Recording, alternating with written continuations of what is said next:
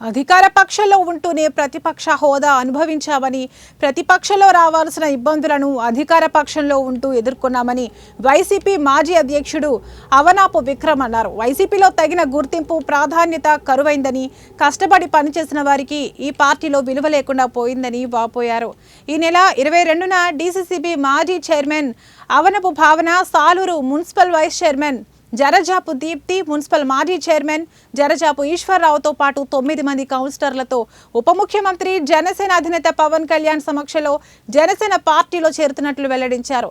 వైసీపీలో ఉంటూ ఎన్నో అవమానాలు పడ్డామని, తమ అనుచరులపై అనవసర కేసులు పెట్టించారని ఆవేదన చెందారు.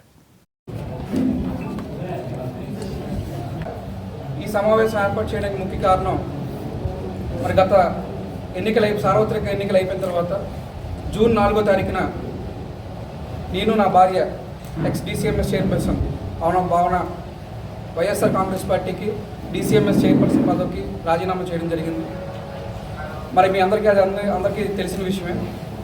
తర్వాత రాజకీయ పరిణామాలు, ఆ తర్వాత మా కార్యకర్తలు, మా అభిమానులు, మాతో ఉన్న మా శ్రేయోభిలాషులు అందరూ మాట్లాడడం జరిగింది.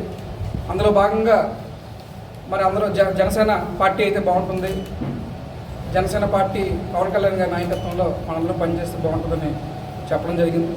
అలాగే మేము జనసేన పార్టీ అప్రోచ్ అవ్వడం, అలాగే జనసేన పార్టీ రాష్ట్ర నాయకత్వం కూడా మాతో సంప్రదింపులు జరగడం అన్నీ జరిగి రేపు 22వ తారీఖు ఆదివారం మంగళగిరి పార్టీ ఆఫీసులో మన రాష్ట్ర ఉప ముఖ్యమంత్రి శ్రీ పవన్ కళ్యాణ్ గారి ఆధ్వర్యంలో మరి మీ అందరం కూడా, నేను, నా భార్య, అలాగే Saluru municipal vice chairman Jarajapu Deepti, ఆమెతో పాటు ఇంకొక 9 మంది కౌన్సిలర్స్ మరి జనసేన కండువా కప్పుకోవడం జరుగుతుంది.